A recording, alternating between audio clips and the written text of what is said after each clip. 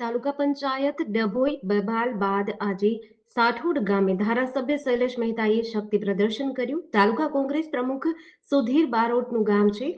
ડભોઈ તાલુકા કોંગ્રેસ પ્રમુખ સાથે ગત રોજ રકઝક થઈ હતી. વિશાળ કાર્યકર્તાઓ સાથે શૈલેષ મહેતા પહોંચ્યા હતા.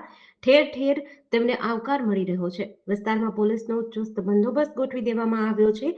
એસઓજી, ડીવાયએસપી, પીઆઈ સહિતનો મોટો પોલીસ કાફલો શક્તિ પ્રદર્શનમાં હાજર જોવા મળી રહ્યો છે.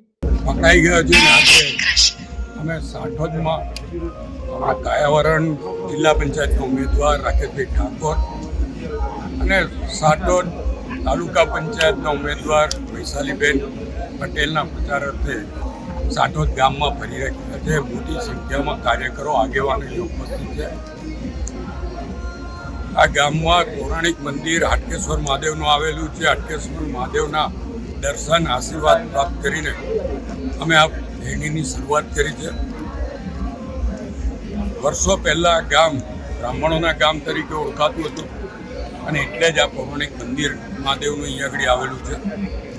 એનો હમણાં જીર્ણોદ્ધાર પણ થયો છે અને અત્યારે આ ગામના તમામ આગેવાનો અમારી જોડે ફેરણીમાં જોડાયા છે અને તાલુકામાંથી ભારતીય જનતા પક્ષના આગેવાનો પણ આ ફેરણીના કાર્યક્રમમાં જોડાયા છે.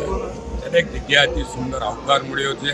ઘેર ઘેર લોકો બેસાણી ચા પાણી કરાઈ રહ્યા છે. ત્યારે હું ગામના તમામનો આભાર માનું છું, દિલથી અભિનંદન પણ પાઠવું છું અને અમારા બંને ઉમેદવારો જંગી બહુમતીની યાદી જીતશે એવી અમને ખાતરી છે. જેડીસી ન્યૂઝ સાથે નિરંજન ચૌહાણ, ડભોઈ.